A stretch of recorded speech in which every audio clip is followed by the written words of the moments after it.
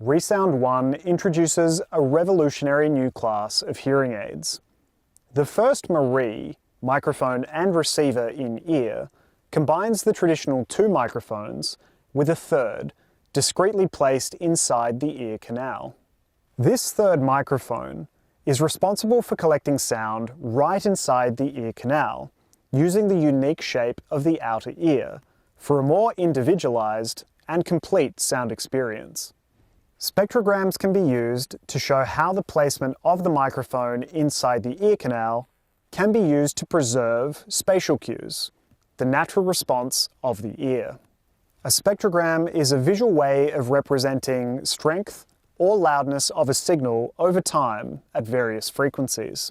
Today, I will show you how ReSound ONE provides a similar response to the natural response of the human ear, preserving individual cues for sound localization.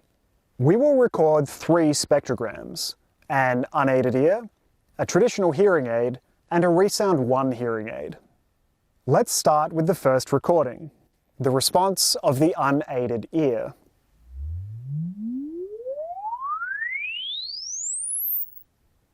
This is the natural response of the ear. Now, let's record the spectrogram with a traditional hearing aid, where the sounds are collected behind the ear as the microphones of the hearing aids are placed on the top of the ear and not inside the ear. In this case, the spectrogram from a traditional hearing aid differs from an unaided ear.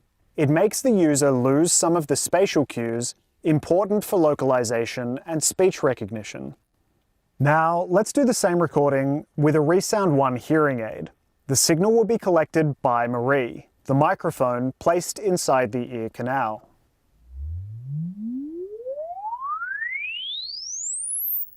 As you can see, the spectrogram has a similar response to the unaided ear, thereby taking advantage of the individual ear anatomy to collect sound as nature intended.